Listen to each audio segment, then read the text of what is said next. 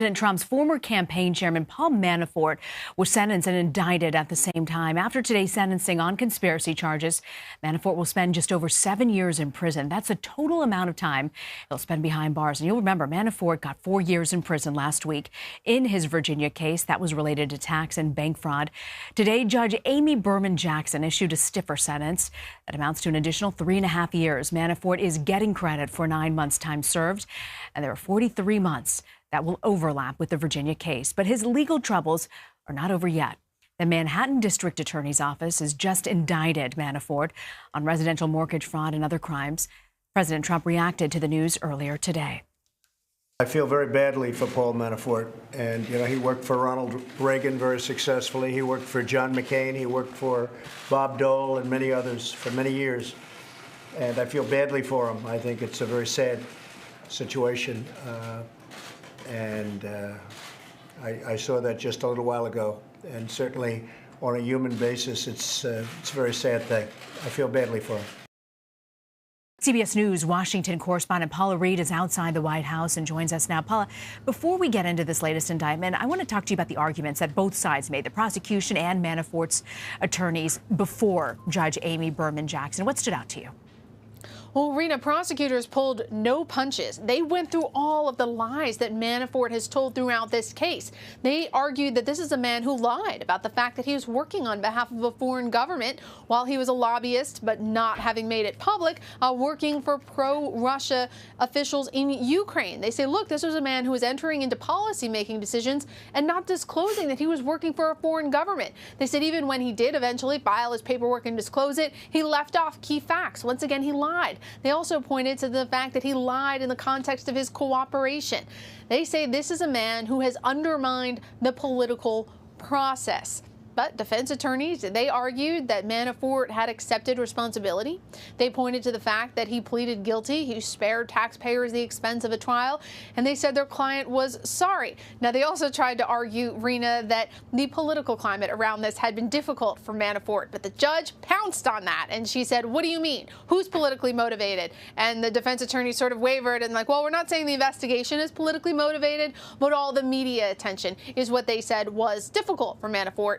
But when the judge read her sentence, she kind of went down through all these arguments, and it was clear she really wasn't buying what the defense was trying to sell. Yeah, well, when you talk about the media climate, last week when Judge Ellis had issued 4 years for Manafort, everybody was buzzing about how it didn't come anywhere close to what the special counsel had requested or recommended. So based on that, Paula, what do you make of this sentence when you compare it to last week's?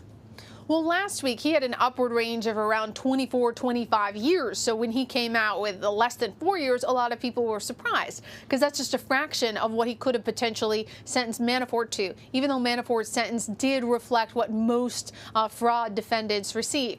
Today's sentence also seemed to reflect what has happened in this case. Again, Manafort's one of the oddities of his case is that it was split into two. He had a jury trial in Virginia, but here in D.C. he had a plea deal, and during the course of this plea deal, he's had some issues. First of all, he was thrown back in jail, his bail revoked for allegedly tampering with witnesses, and then in the context of his deal where he was supposed to cooperate and be truthful, he lied to investigators. So this judge had a lot of factors that really counted against Manafort in this sentencing, which is why I think the fact today that she went kind of into the mid-upper range of what she was able to give him, it makes sense. It seems to fairly reflect the facts at issue. Paula, Manafort had a very different tone, seemingly more apologetic this go-round. What do you think that was about? I think he learned from last week when the judge specifically said, he's like, I'm glad you're saying sorry, but I would have thought you would express more remorse. So when he had a second shot at showing more remorse today, you could see he fleshed out his comments a little bit more. He did say that he was remorseful, and he also tried to appeal based on family considerations. He talked about his wife. He said, look, we're getting up there in years. He's claimed that he is her primary caregiver, and he sought to sort of elicit sympathy from the judge and suggest that perhaps he should not be separated from her in his final years of life. But the judge didn't seem terribly compelled by this argument. Right before she sentenced him, Rena, she said, look, you're trying to argue, look what you did to me. And she inferred, no, you did this to yourself and your family. I want to ask you, so many people after last week's hearing had said wait for the Manhattan DA's office. There's going to be more. There's going to be more. And today there was an indictment. What do you make of what's going down in the Manhattan District's office? Well, politically, the timing is clearly a message to the president that if he wants to use his pardon power to grant Manafort a pardon or commute his sentence, which means that his convictions would stand, but he wouldn't have to serve any jail time, that there's another case, a state-level case that is outside the reach of a presidential pardon, just waiting for Manafort to send him back to jail. The timing clearly was no coincidence. This is a message coordinated to the president that if he attempts to use his pardon power to help Manafort out, that prosecutors in the state of Manhattan will go after him for mortgage fraud. Now, the type of conduct that is alleged here, it alleges that he was not honest about his net worth and his resources when he was seeking mortgages for various residential properties. That's similar to the conduct that he was tried on over the summer in Virginia, where he was ultimately convicted on several charges of bank and tax fraud. Judge Jackson actually mocked the defense for repeatedly using this line that she calls the no collusion refrain, saying that it's completely unrelated to the matters at hand and simply just a non sequitur. Paula, does that undermine how the White House is kind of trying to frame this whole thing at this point? Well, the White House loves to say after each of these proceedings, look, no collusion. But Rena, anyone who follows these cases knows no one has been charged with conspiracy or collusion, and no judge at any point has absolved anyone of conspiracy or collusion. It hasn't been an issue on the table in any of these cases. But you hear Manafort's lawyer come out after every single hearing, and he'll say, what we learned today was there was no collusion, when no one talked about collusion, really, except to say collusion's not at issue. So it's a way to appeal to the White House. It's a way to continue this long game of trying to pursue a pardon for their client. I think that, again, people have really honed in on that language, but it doesn't take away from the fact that Manafort was convicted by a jury of his peers. And so far, 5 of the president's 6 associates who've been charged in this investigation, they've pleaded guilty, then they've agreed to cooperate, and we'll see what Roger Stone does. But again, people want to argue this is about collusion. There's a lot of other crimes that people are pleading guilty to. What do you think the significance is, Paula, for the Mueller investigation and the Mueller team with all of these court hearings we've been following?